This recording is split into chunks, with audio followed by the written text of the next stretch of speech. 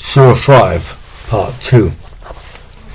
And when Musa said to his people, People, remember Allah's grace upon you, when he made prophets among you, and made you kings, and gave you what he had not given to anyone of the Alameen. People, enter the Holy Land, which Allah has written for you, and do not turn on your backsides, then you turn as losers. They said, Musa, therein is a tyrant people, and we will not enter it until they leave it. And if they leave it, we shall enter. 2 men of those who fear, whom Allah had graced, said, Enter upon them by the gate, and when you enter it, you will be victors. So put your trust in Allah if you are believers. They said, Musa, we shall never enter it as long as they are in it. So go, you and your Lord, and fight. We are sitting here. He said, Lord, I do not have power except over myself and my brother, so separate between us and the Fasiq people. He said, Then is it forbidden to them for 40 years. They wander on the earth. So do not despair over the Fasiq people, and read to them the news of the 2 sons of Adam in truth. When they offered a korban, and it was accepted from one of them, but it was not accepted from the other. He said, I will kill you. He said, Allah only accepts from the fearers.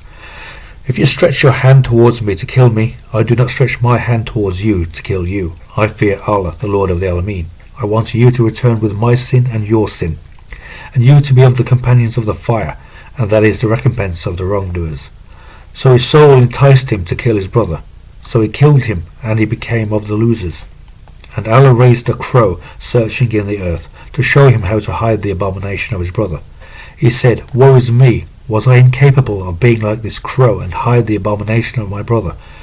So he became of the regretful. From that term we wrote upon the Banu Israel that he who killed a soul for other than a soul, or corruption in the land, it is as though he had killed all people, and he who saved it, it is as though he had saved all people. And our messengers came to them with the proofs. Then many of them after that exceed in the land. The recompense of those who war against Allah and his messenger and chase corruption in the land is only that they be massacred or crucified, or have their hands and their feet cut off on opposite sides, or be exiled from the land. That for them is disgrace in the dunya, and theirs in the hereafter is great torture.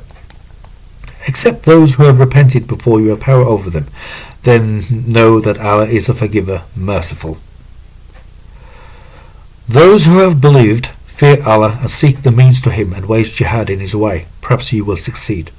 Those who have disbelieved, had they what is in all the earth and the like of it, with it, to ransom therewith from the torture of the day of resurrection, it would not be accepted from them, and theirs is painful torture.